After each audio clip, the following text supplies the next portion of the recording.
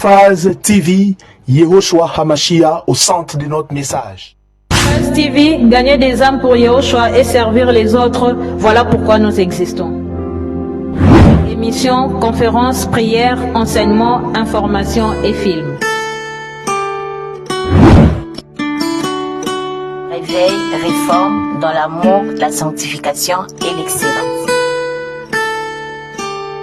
Abonnez-vous et activez la cloche de notification pour ne rien rater.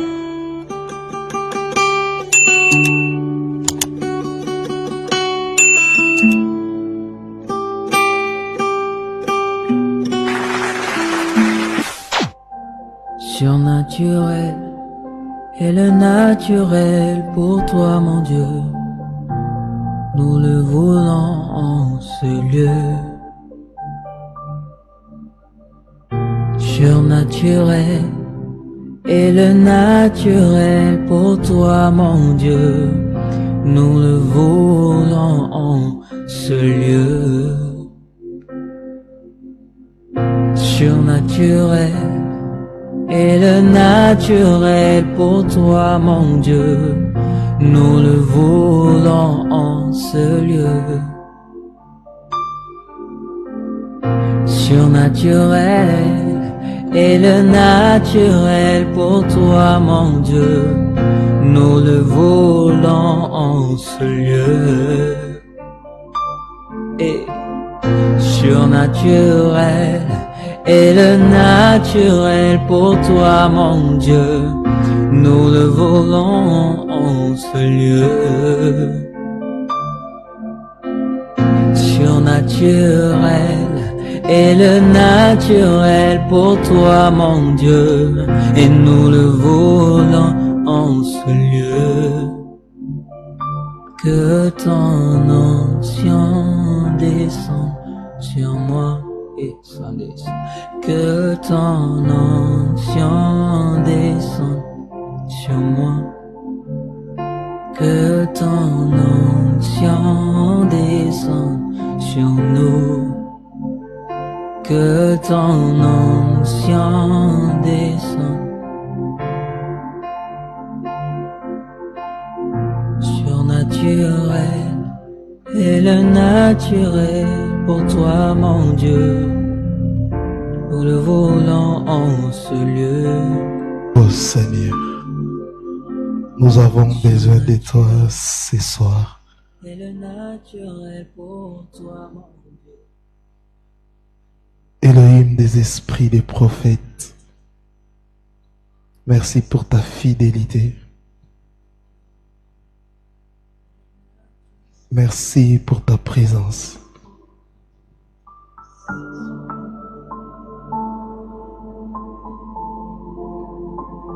Merci Seigneur. Merci Elohim. Parlez-nous ce soir. Parlez-nous ce soir. Parlez-nous s'il te plaît, Seigneur. Parlez-nous ce soir. Bénis ta parole au nom puissant et glorieux de notre Adonai Yehoshua Mashiach. J'ai ainsi prié. Nous disons Amen. Acclame le Seigneur.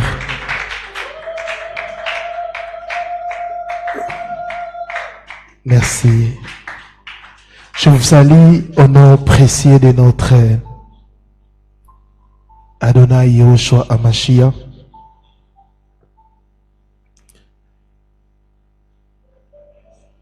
Je salue aussi nos bien-aimés qui nous suivent sur les réseaux sociaux. Oui, bonsoir à tous. Je vous invite dans notre grande retraite. Chaque année, l'église Jifaz organise une retraite de prière et d'enseignement. Je crois que c'est affiché sur vos écrans. Grande retraite 2025. La participation, elle est gratuite, mais nous avons besoin de vos contributions pour que nous puissions bien tenir ces moments de prière, mais aussi d'enseignement. Le thème, c'est à mon nom. Ça sera du 27 au 29 juin 2025. L'entrée, ça sera vers 16h. Je crois qu'on va vous donner d'autres détails. Ça sera au niveau, voilà, l'adresse est affichée là, sur l'avenue Louyeye 48B, Ipen Ngaliema, cité d'Exaucement, Keren. Je crois que le Seigneur vous fera énormément de bien. Ne manquez pas à ces moments de prière. Voilà. Notre thème, comprendre les Tanakh, 8e partie, nous allons lire la parole du Seigneur, notre verset de base.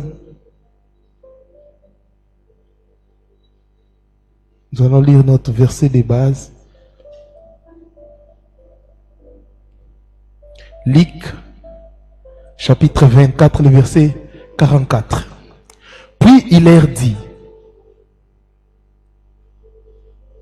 c'est là ce que je vous disais lorsque j'étais encore avec vous, qu'il fallait que s'accomplisse tout ce qui est écrit de moi dans la loi de Moïse, dans les prophètes et dans les psaumes. C'est notre passage de base pour comprendre les Tanakh ou pour comprendre l'ancienne alliance.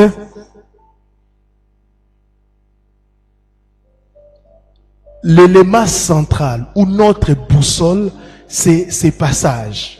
Parce que lui-même, le Seigneur dit, il déclare, il dit clairement qu'il y a des choses qui me concernent dans la Torah, les Nevi'im, mais aussi les Ketuvim.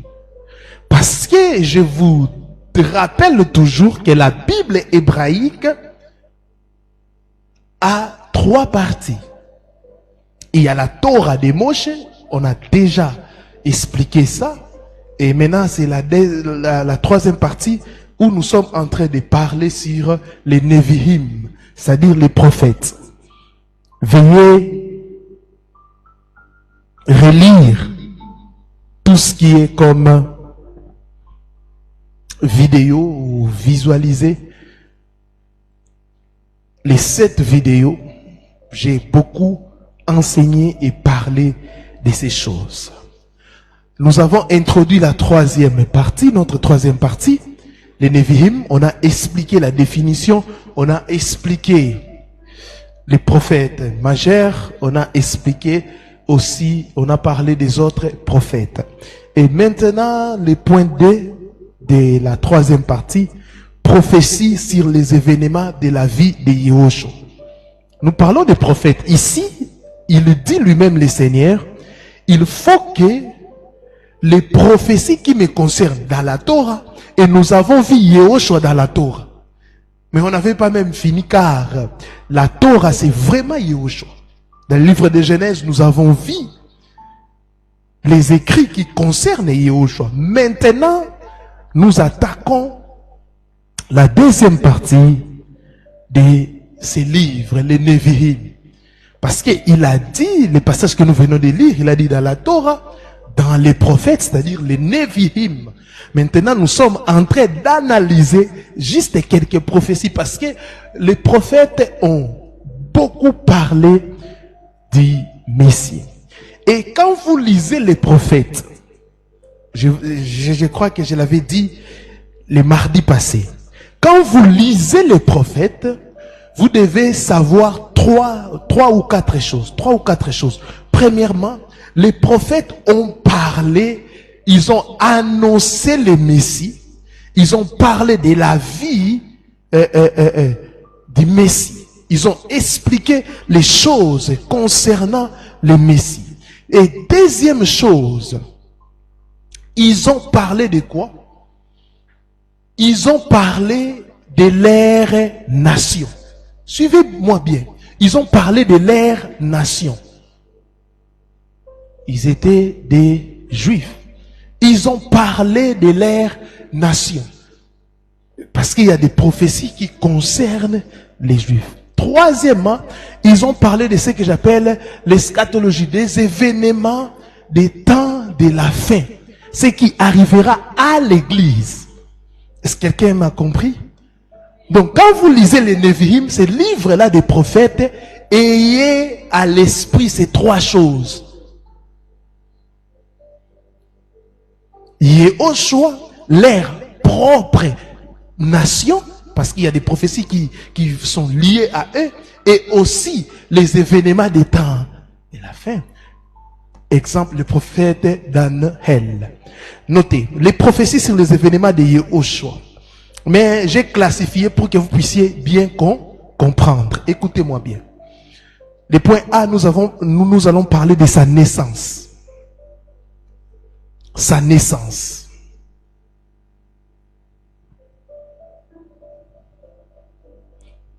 Vous êtes en train de nous suivre en ligne. Ayez aussi le temps d'écrire. C'est très capital. Parce que des choses qu'on enseigne ici, dans d'autres églises, on enseigne ça uniquement pour les pasteurs, pour les prédicateurs. Alors que tout enfant d'Élohim doit connaître ces choses. À sa naissance. Sa naissance. Les prophètes ont parlé de sa naissance. Ésaïe chapitre 9, le verset 5e. Car un enfant nous est né, un fils nous est donné, et l'empire reposera sur son épaule. On l'appellera les miracles, les conseillers, les dieux puissants, les pères d'éternité, les princes des paix. Cette prophétie annonce la naissance et les règnes du Messie. Un fils exceptionnel avec les qualités et les attributs d'Adonai lui-même. Alléluia. Ésaïe 7, le verset 14e, notez ça. C'est pourquoi le Seigneur lui-même vous donnera un signe. Waouh! Voici, une vierge sera enceinte et elle enfantera un fils et lui donnera le nom d'Emmanuel. Elohim avec nous. Emmanuel. On ne dit pas le fils avec nous, mais Elohim avec nous. Elohim le Père avec nous. C'est un verset clair qui confirme la divinité de Yehoshua HaMashiach. Ce nom-là, on l'appellera Emmanuel. Elle veut dire Elohim. Emmanuel. Elohim avec nous. Et non un envoyé d'Elohim avec nous, mais Elohim avec nous. Vous ne pouvez pas douter de la divinité de Yehoshua HaMashiach. Plusieurs passages dans le Tanakh, mais aussi dans la Nouvelle Alliance, confirment sa divinité. Elohim, elle, avec nous. Pas un envoyé avec nous.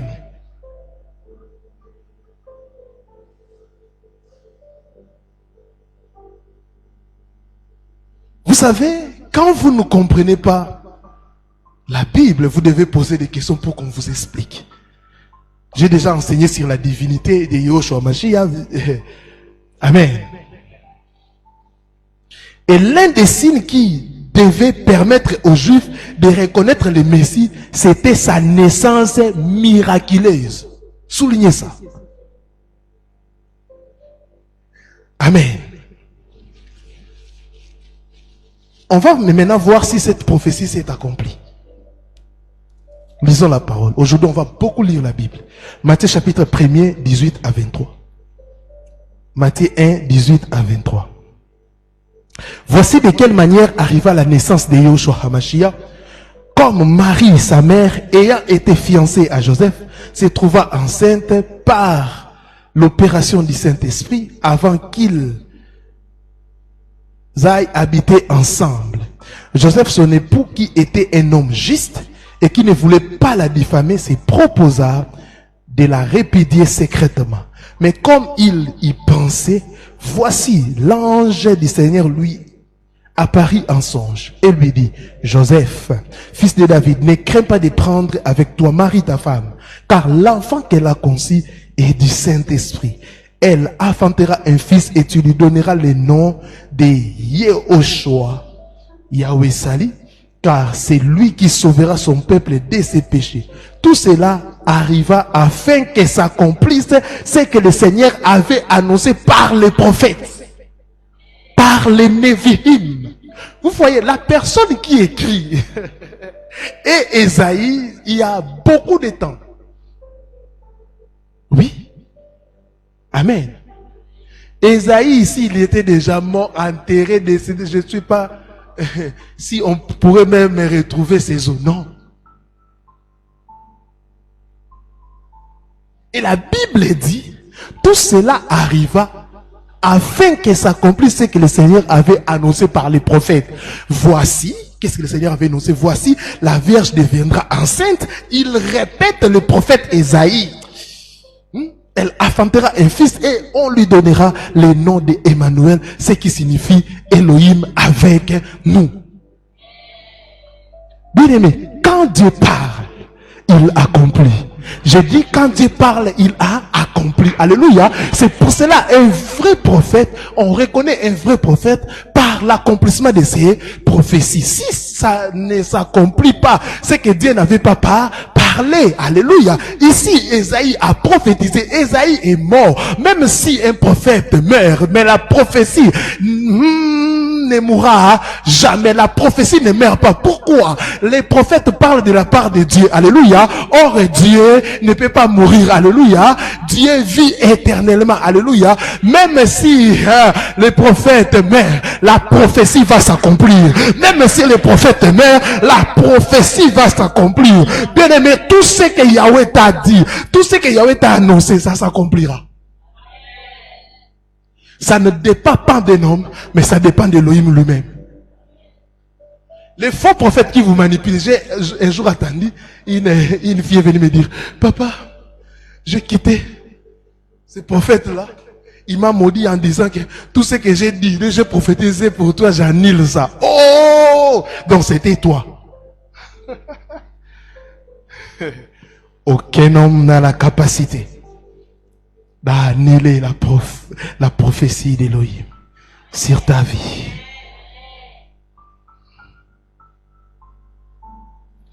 Écoutez encore, on va lire encore. C'est tellement beau. Luc chapitre 1er, 26 à 35. 26 à 35, c'est tellement... Ça me fait du bien. Bien aimé, servons Elohim. Aimons cet homme Yehoshua Hamashiach, l'homme de la croix. Il est le Dieu vivant, le véritable. Nous sommes dans le véritable. Dit, je crois Jean. Nous sommes dans le véritable. Alléluia. En dehors de cet homme, il n'y a pas de salut. Et aucun homme ne peut te sauver. Même pas moi qui te prêche. Alléluia. Même pas moi. C'est pour cela, attachez-vous à cet homme. Aimez cet homme. Servez cet homme. Faites tout pour imiter cet homme. Écoutez, la Bible dit, or, au 6e mois, l'ange Gabriel fut envoyé par Elohim dans une ville de Galilée appelée Nazareth, vers une vierge fiancée à un homme nommé Joseph. Ésaïe a parlé de la jeune fille vierge, non? Qui était de la maison de David. Et le nom de la vierge était Marie. Et l'ange était entré dans les lieux où elle était. Lui dit, je te salue, toi, à qui une grâce a été faite. Toi, à qui une grâce a été faite. Une grâce a été faite. Le Seigneur est avec toi. Tu es béni parmi les femmes. Troublée, parce qu'elle ne maîtrise absolument rien, par cette parole, Marie s'est demandé ce que pouvait signifier une telle salutation. L'ange lui dit, Marie, ne crains pas, car tu as trouvé grâce devant Elohim. Et voici, tu concevras dans ton ventre, et tu enfanteras un fils, et tu lui donneras le nom de Yehoshua. Il sera grand, et sera appelé le fils du Très-Haut. Et le Seigneur Dieu lui donnera le trône de David son père.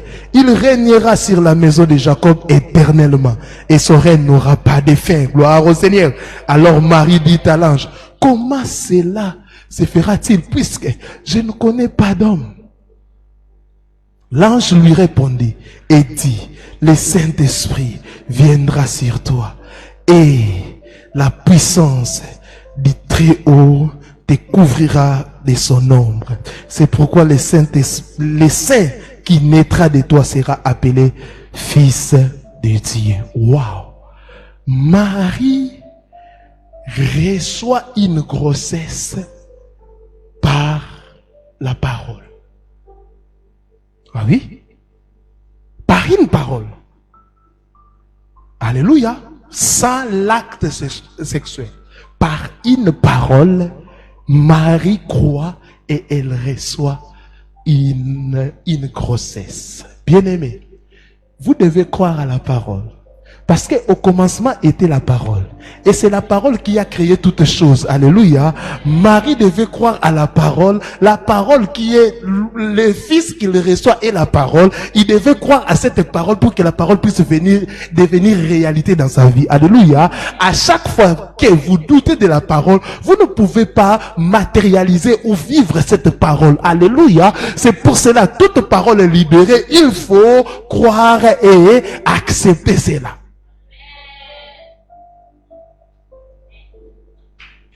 Et la parole.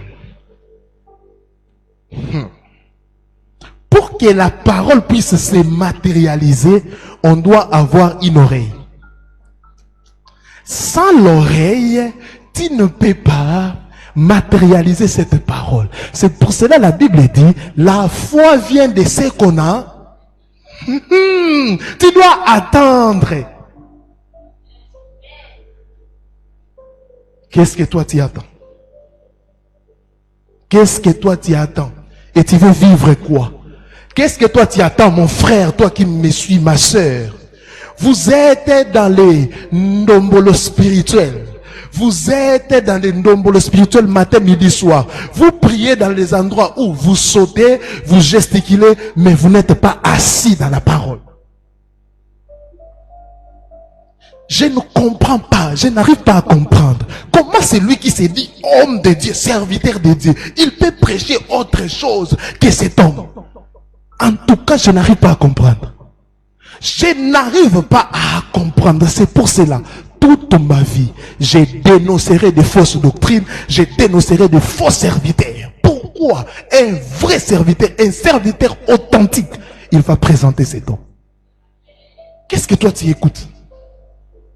On t'enseigne le développement personnel. On t'enseigne l'argent matin, midi, soir. Je vais vous choquer.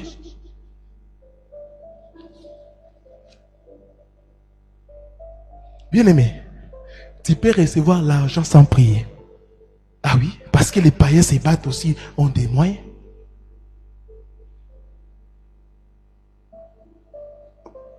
Quelques minutes ici, avant de prêcher, j'ai reçu l'argent sans prier. Travail. Mais le Seigneur a établi les 5 ministères. C'est pour que nous puissions présenter cet homme. Et le lieu de naissance du Messie a été révélé par le prophète Michée. Vous doutez? On va lire. Michée chapitre 5, le verset 1er. En ligne, je crois que le son est bon. Le lieu de naissance du Messie a été révélé par le prophète Michée. Michée 5, le verset 1. Mais toi, Bethléem Ephrata, petite pour être parmi les milliers de Juda, de toi sortira pour moi quelqu'un pour être dominateur en Israël, dont l'origine remonte aux temps anciens, au jour de l'éternité. Dont l'origine remonte aux temps anciens, au jour de l'éternité. Au jour de l'éternité. Qui est éternel? C'est Elohim. Alléluia. Et on dit ici, l'origine remonte aux temps anciens et il spécifie qu'il est dans l'éternité. Et les premiers noms, les noms que Yahvé avait donnés à Moïse, c'était quoi? Et Asher, ah oui, alléluia, qu'on a traduit par éternel. Yahushua est éternel. Yahweh. Et il dit, mais toi, petite, toi, Bethléem Ephrata, petite, il donne le lieu de la naissance. Il faut lire la Bible comme ça. Alléluia. Ésaïe donne la manière dont il va naître, les rôles qu'il va jouer et son identité. Et Michée ajoute une chose, le lieu de la naissance, mais il ajoute aussi ses origines. Comme pour dire, il n'a pas commencé de vivre quand il était dans les ventres de Marie. Tout homme commence à vivre dans les ventres de sa maman. Mais pour Yahushua, ce n'était pas comme ça. Il était déjà, il est et il sera. Waouh.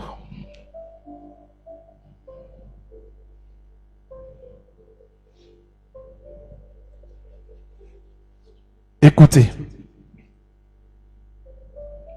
Yahushua Hamashiach, le pain de vie, est né à Bethléem qui signifie maison du pain. Jean 6, le verset 35. Au temps du roi Hérode. Luc chapitre 2, 4 à 7. Et Joseph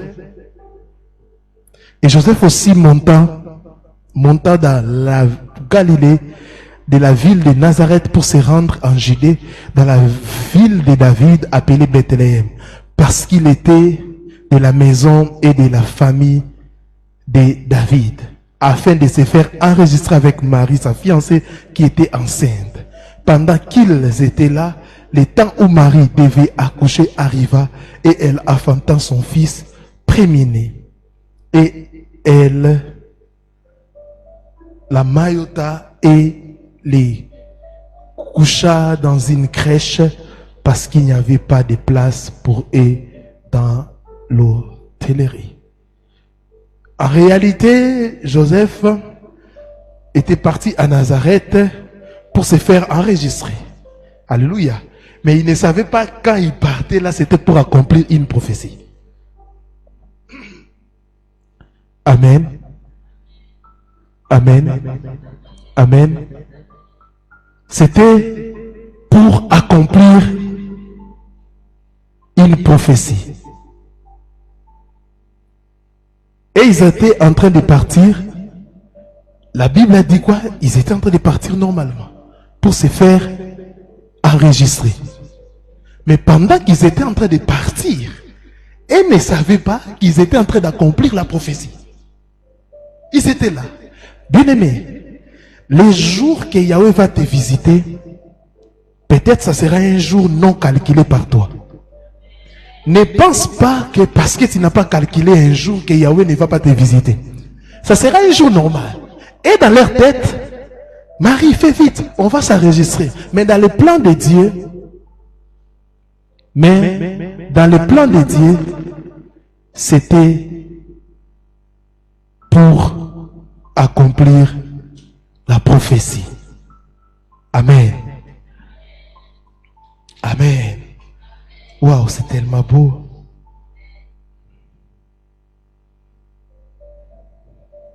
Matthieu chapitre 2, 1 à 6. Matthieu chapitre 2, 1 à 6.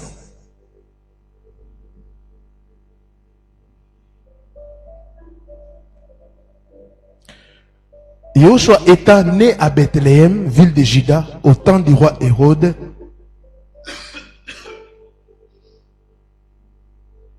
voici des mages d'Orient arrivèrent à Jérusalem en disant: où est le roi des Juifs qui vient de naître?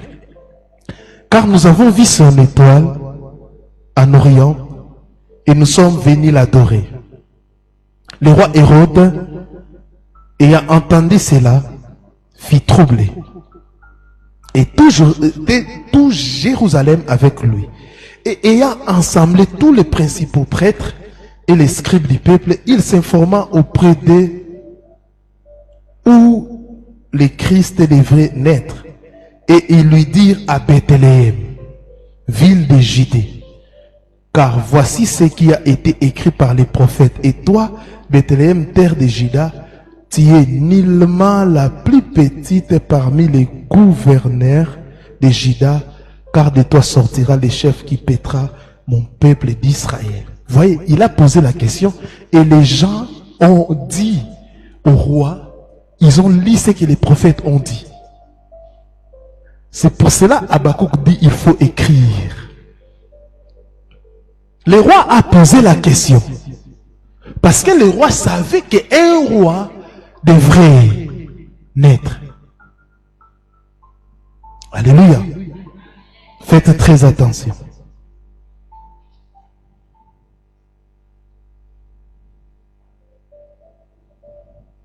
Le point B, on a parlé de sa naissance. Mais sachez que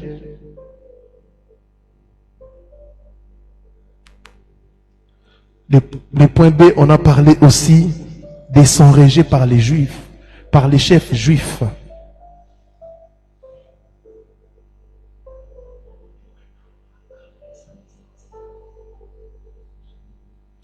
Psaume 118, je crois, le verset 22e. Je crois si j'ai une bonne mémoire. Psaume 118, le verset 22e. La pierre que les architectes avaient rejetée est devenue la pierre principale des langues. Et cette prophétie annonça le rejet du Messie par les chefs des Juifs lors de sa première venue s'est effectivement accomplie. Parce qu'ils ont rejeté le Messie. Les prophètes, les Névi'im ont prophétisé aussi. Ils ont dit clairement que le Messie sera rejeté. Et c'est ce que nous avons vécu lors de sa première venue. Alléluia. Parce que Yehoshua a plusieurs venues. Sa venue comme agneau, là c'était sa première venue. Comme agneau, il est venu pour mourir à la croix de Golgotha. Mais il reviendra encore deuxièmement comme époux.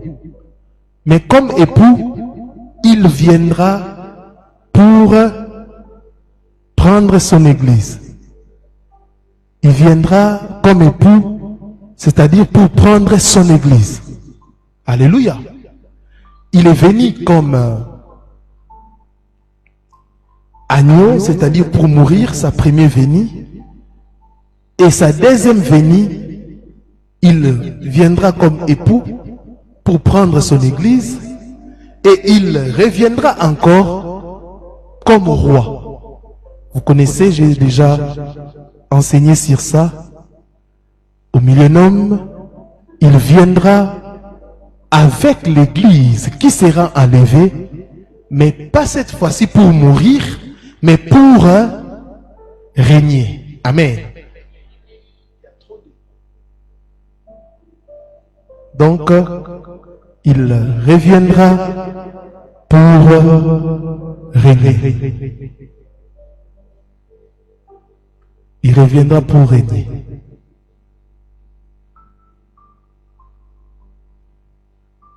Mais les prophètes ont déjà prophétisé d'avance que sa première venue, il sera, dans sa première venue, il sera rejeté.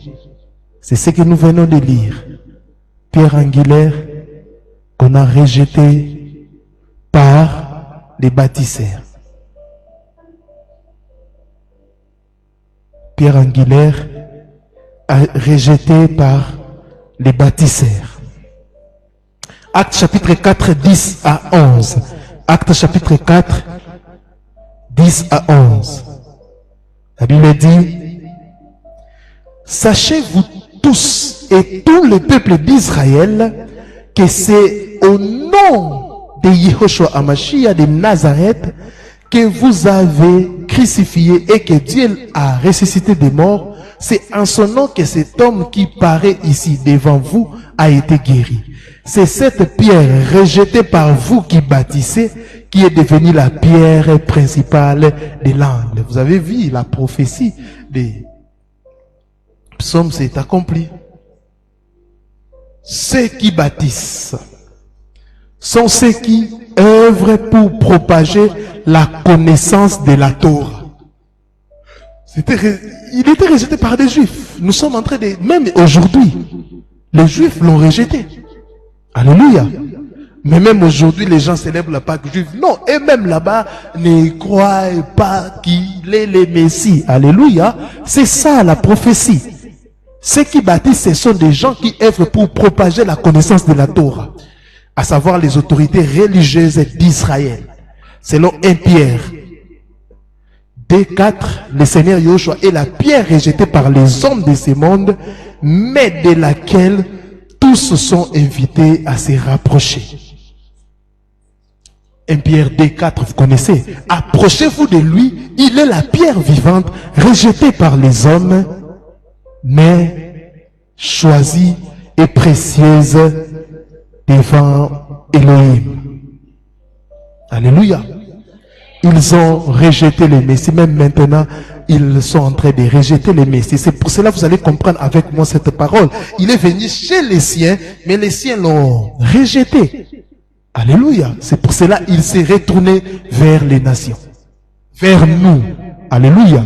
Et nous avons compris son message, nous avons compris qui il est, nous avons crié. Alléluia. C'est pour cela bientôt, il reviendra dans les airs, il reviendra pour prendre son église, il reviendra pour nous chercher. Ces grands jours, nous attendons cela. La Bible dit, au son de la trompette, un archange va sonner de la trompette, et les morts en Christ ressusciteront, et nous allons monter pour voir notre époux. Alléluia. Israël qui l'a rejeté restera, et nous serons là. Et après quelque temps, nous allons revenir.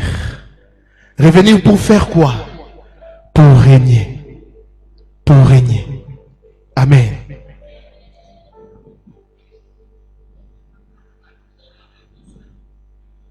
C'est les prophètes aussi ont parlé de sa trahison par Judas.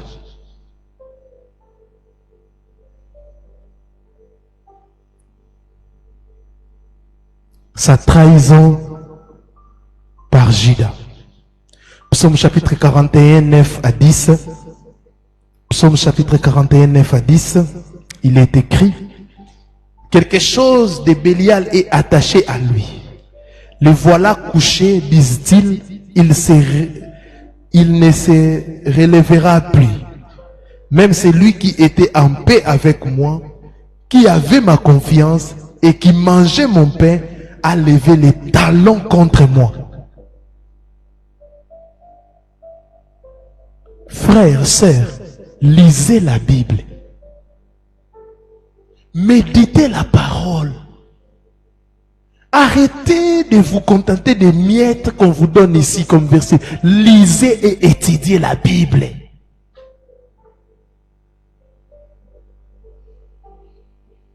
Cette prophétie est une référence à la trahison du Fils de Dieu par Judas. Yahushua lui-même avait prévenu ses disciples qu'il serait trahi. Je ne parle pas de vous tous, je connais ce que j'ai choisi. Mais il faut que l'écriture s'accomplisse, dit le Seigneur. Celui qui mange le pain avec moi a levé son talon contre moi. Jean 13, 18. Jean 13, 18, il dit clairement, lui-même le Seigneur, celui qui mange le pain avec moi a levé son talon contre moi. Zacharie chapitre 11, 12 à 13. On donne même les montants que Yahushua... Écoutez, on va lire ça. Zacharie 11, 12 à 13.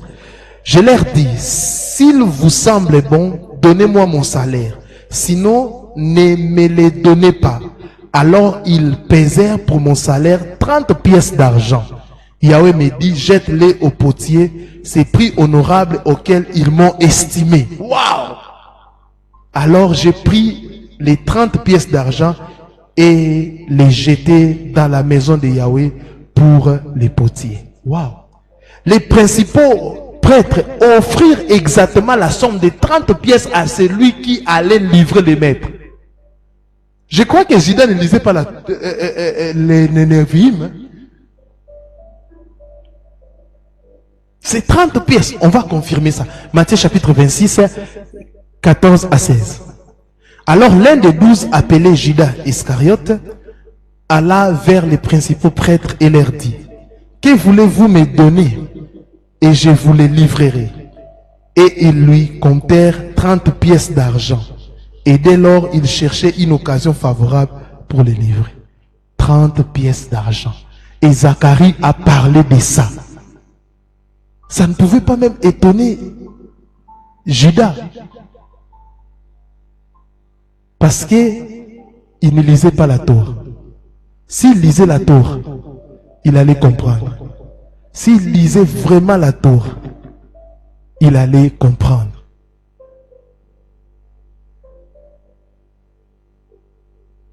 Judas ne lisait pas la Torah. S'il lisait la Torah, il allait comprendre cela. Le point D.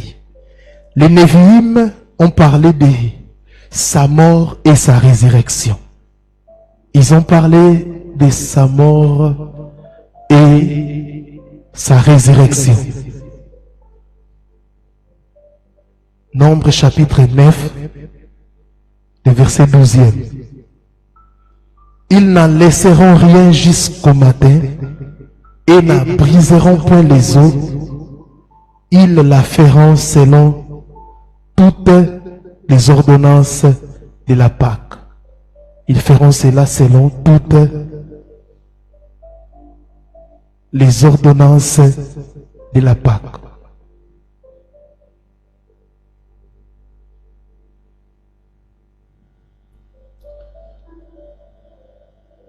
Là, c'est nombre.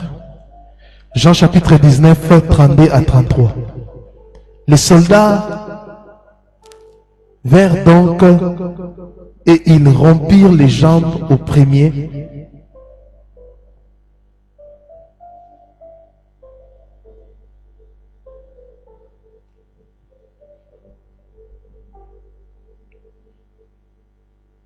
Et de même à l'autre qui était crucifié avec lui. Puis s'étant approché de Yehoshua et voyait qu'il était déjà mort, ils ne lui rompirent pas les jambes. Nombre, Moïse, le temps que Moïse a vécu ici sur cette terre et le temps de Yehoshua, il y a beaucoup de siècles. Mais déjà dans le livre des Nombres, la prophétie c'était que les os de Yehoshua ne seront pas brisés. Et dans Jean chapitre 19, 32 à 33, et ces choses se sont accomplies.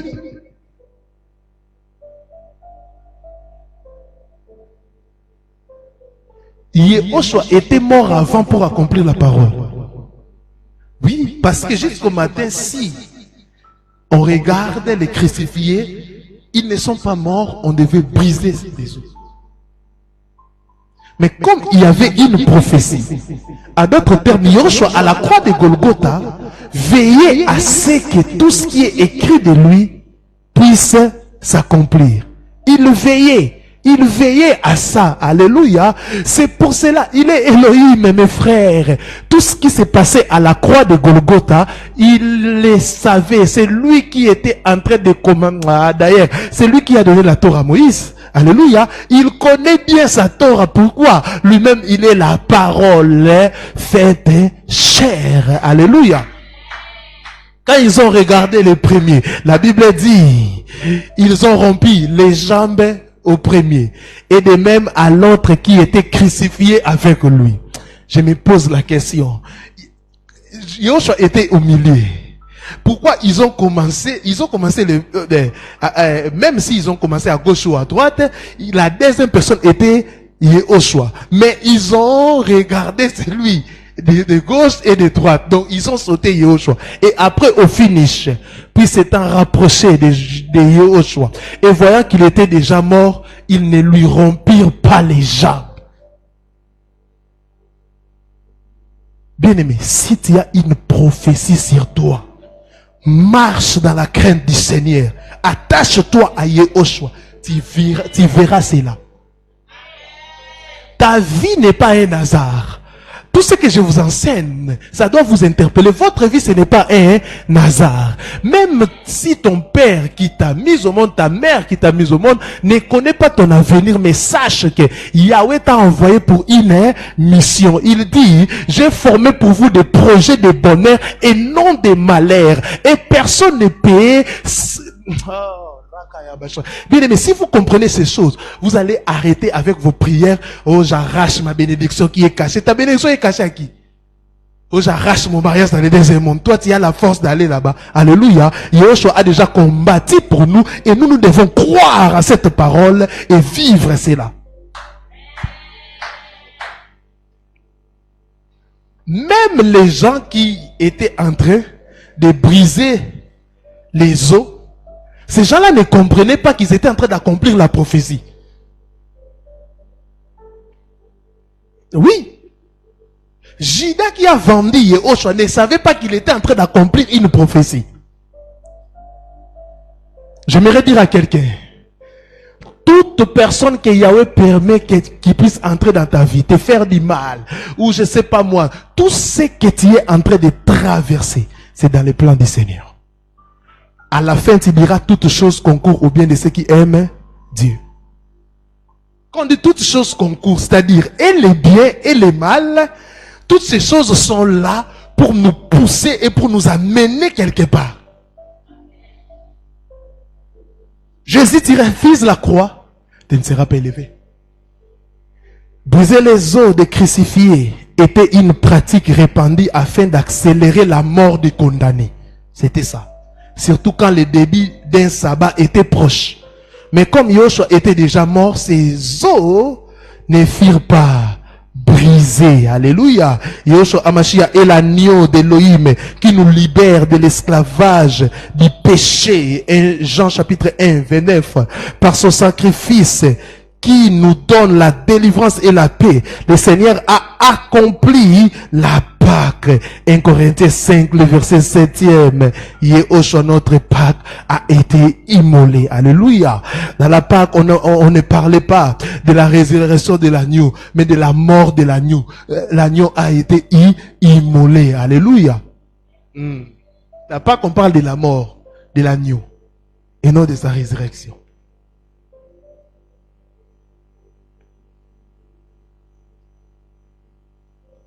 1 Corinthiens 5, 7, il dit que Yahushua, notre agneau, a été immolé.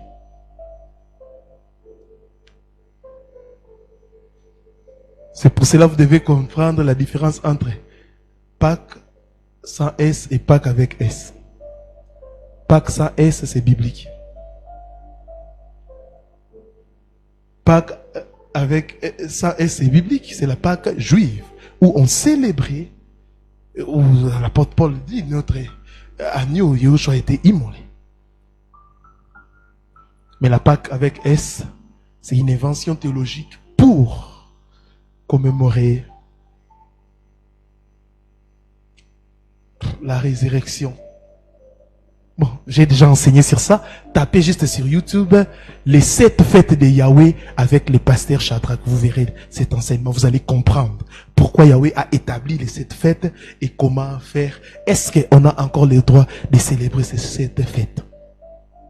Aucun prophète, aucun fondateur des autres religions n'a connu la résurrection d'entre les morts.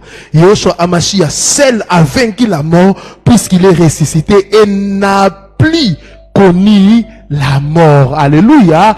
Lazare, Yahushua l'a ressuscité, mais après Lazare a connu la mort. Alléluia. Aucun prophète, aucun fondateur des religions que vous connaissez n'a connu la résurrection. Mahomet est mort, nous connaissons son tombeau. Marie est morte. Tous ces gens-là, Bouddha, ils sont morts. Mais seul Yahushua vit. Apocalypse chapitre 1, le verset 18e. J'étais mort et voici je suis vivant d'âge en âge. Amen. Et je tiens les clés de l'enfer et de la mort. Alléluia. La résurrection de Yahushua Hamashiach constitue le fondement de la foi chrétienne. Sans la résurrection, la foi chrétienne est vaine, dit l'apôtre Paul dans Gloire au Seigneur. On va lire 1 Corinthiens, chapitre 15, 12 à 22. 1 Corinthiens, chapitre 15, 12 à 22. C'est un peu long, mais nous allons lire ça. C'est très important. Or, si l'on prêche que Christ est ressuscité des morts, comment quelques-uns d'entre vous disent qu'il n'y a pas de résurrection des morts? Car s'il n'y a pas de résurrection des morts, Christ aussi n'est pas ressuscité. Et si Christ n'est pas ressuscité, notre prédication est donc vaine. Et votre foi aussi est vaine. Et même nous sommes des faux témoins de la part de Dieu, car nous avons rendu témoignage à l'égard de Dieu qu'il a ressuscité Christ, tandis que ne l'aurait pas ressuscité si les morts ne ressuscitent pas. Ici, l'apôtre Paul explique parce que plusieurs personnes ne croyaient pas à la résurrection des morts. Il est en train d'expliquer s'il n'y a pas la résurrection des morts, donc Christ n'était pas ressuscité. Alléluia. Parce que Christ est venu ici pour nous sauver, mais il nous sauvera encore quand on va quitter cette terre et on sera détaché des la nature corrompue, alléluia, les vieux hommes, alléluia, nous allons être transformés, alléluia, on aura un corps mortel, alléluia.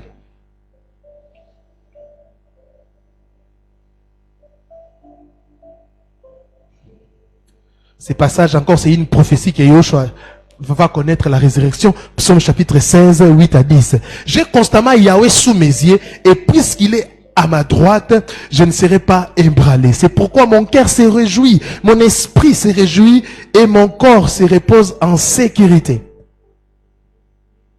Car tu n'abandonneras point mon âme au séjour des morts et tu ne permettras point que ton bien-aimé voie la corruption. Amen.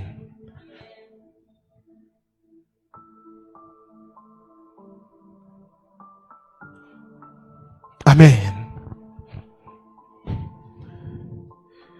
Tous les éléments vus dans ces chapitres ou points nous permettent de réaliser que Yoshua HaMashiach est bel et bien au cœur des écrits du Tanakh et l'objet principal des prophéties. Ces mystères restés longtemps cachés dans les âges passés et à présent manifestés au sein des derniers temps à tous ceux qui cherchent Elohim de tout leur cœur afin qu'ils reçoivent la révélation de Yoshua HaMashiach.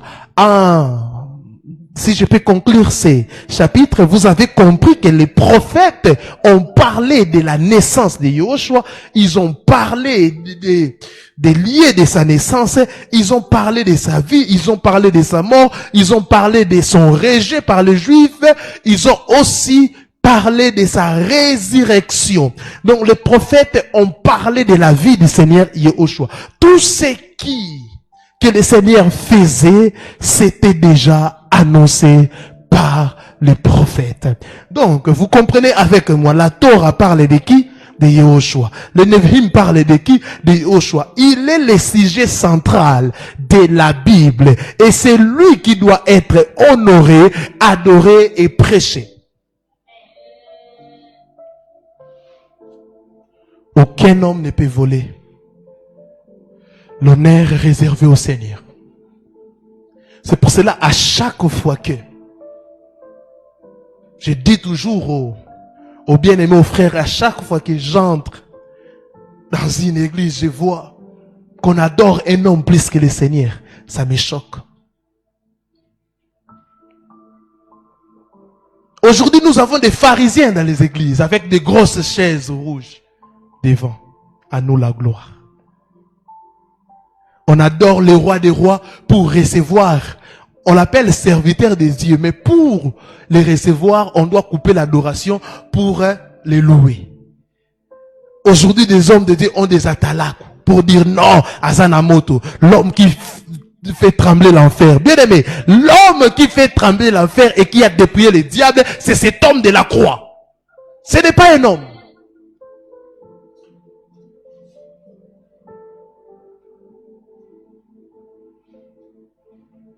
Le mot serviteur dans la Bible, c'est tout l'esclave. Mais comment l'esclave peut être plus honoré que le maître? à chaque fois que les apôtres opéraient un miracle de la Bible, les hommes voulaient, vous savez, c'est de la nature, dans la nature humaine. Hein? Alléluia. C'est ancré maintenant dans la nature humaine. Non, nous devons célébrer cet homme. Qu'est-ce qu'il disait? Il déchirait les vêtements. Pour dire, nous n'avons pas la capacité de pouvoir guérir ou délivrer un homme. Cela vient de Yehoshua HaMashiach.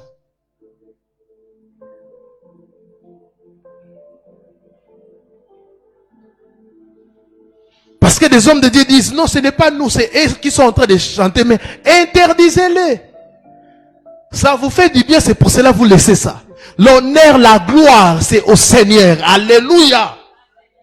Et vous allez voir, ils ont imposé cette histoire. Quand quelqu'un témoigne, il doit toujours dire les dieux des papas. Les dieux d'inter. Si tu ne dis pas ça, on suspend ton témoignage. Oh, oh, oh. Donc vous témoignez pour la gloire des noms. Vous témoignez pour la gloire des noms. Bien aimés, parlons de cet homme. Prêchons cet homme. La mission que le Seigneur nous a donnée, ce n'est pas de faire des gens des fanatiques. Ce n'est pas ça. La mission qu'on a reçue, c'est de présenter l'agneau. Jean-Baptiste a dit, voici l'agneau de Dieu qui ôte le péché du monde. Le monde sera sauvé en regardant vers l'agneau et non vers les soi-disant serviteurs de Dieu.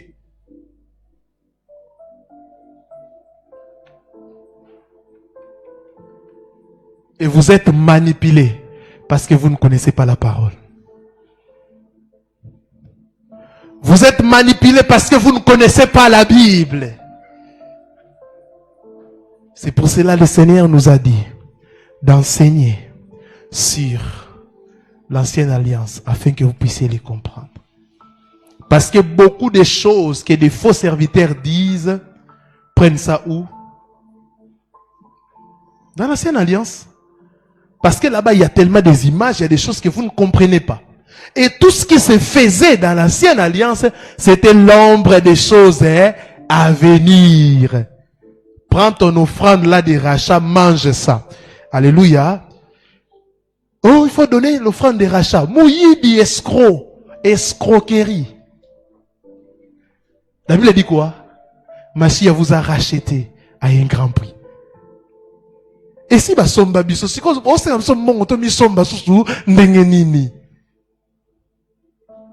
et il dit même, c'est clair, ce n'est pas par des choses périssables que vous avez été rachetés. Donc les choses périssables, c'est quoi? L'argent et l'or. Vous donnez de l'argent pour bâtir des hôtels.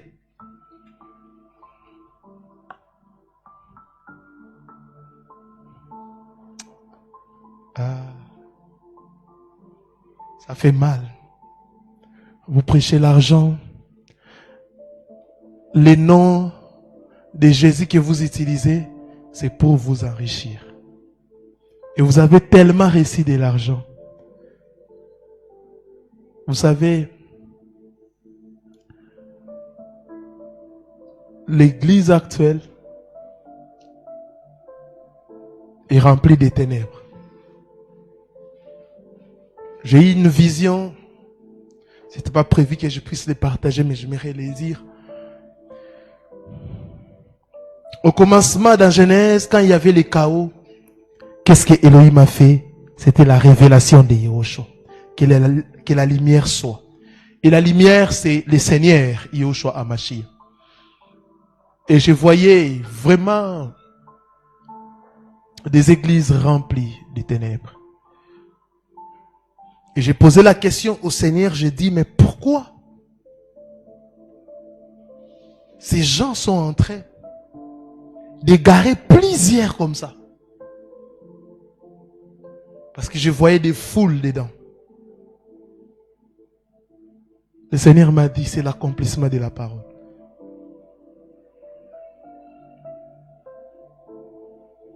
Si vous avez l'amour pour vos frères et vos sœurs, présentez l'agneau.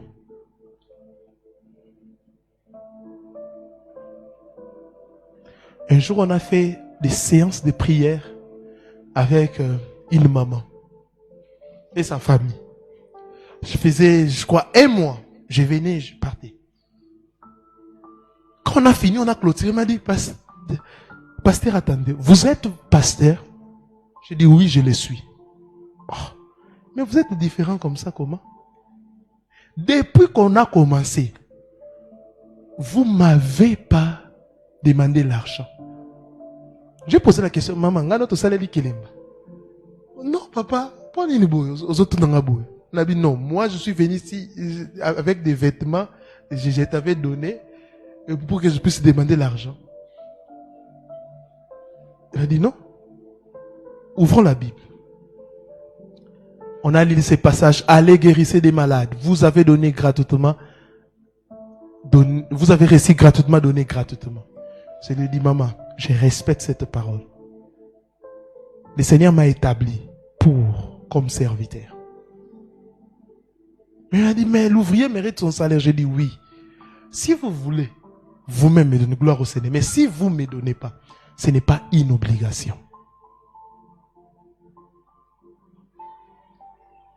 Oh, je dis, vous n'avez pas compris cette parole. Cette parole aussi, c'était l'accomplissement de Yehoshua Amashia. À d'autres termes, quand on dit dans la nouvelle alliance, ça, ce n'est pas l'église. Alléluia. L'église, c'est l'ensemble des personnes qui ont crié au Seigneur Yehoshua Amashia. Alléluia. Nous sommes les temples du Seigneur. Alléluia. Oh, construction de l'église. L'église n'a rien à voir avec un bâtiment, avec un homme. Quand on dit,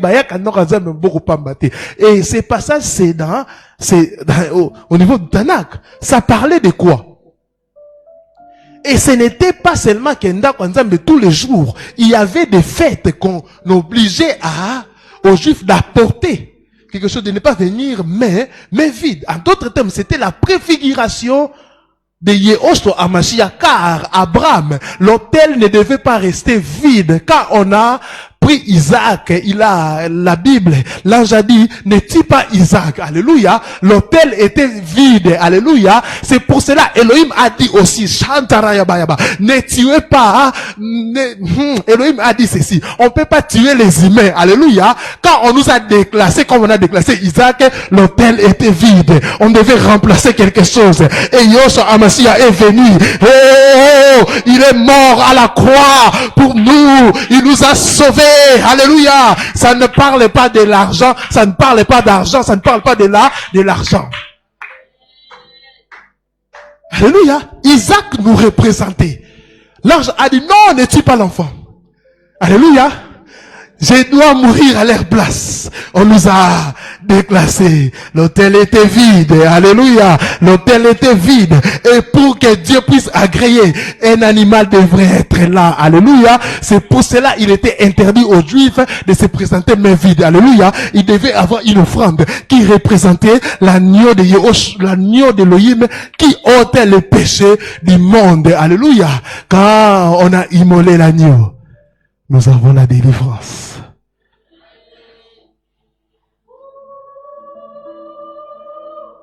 C'est pour cela chaque mardi ne manquez pas. Jusqu'à ce que vous serez fatigué, vous allez me dire, pasteur, arrêtez-vous. Parce que je vais commencer à prendre tout ce qui est dans les Tanakh pour vous démontrer noir et sur blanc qu'il s'agissait de ces noms, de cet homme. Il ne s'agissait pas de l'argent. Il ne s'agissait pas, je sais pas moi, des rites spirituels, parce que la Kabbale, le juif aussi, utilise les Tanakh pour enseigner des bêtises.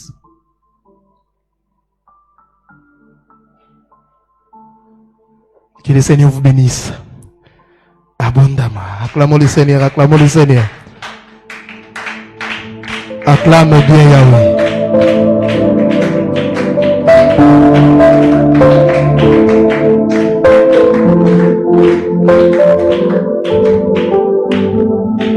Tenons debout et prions.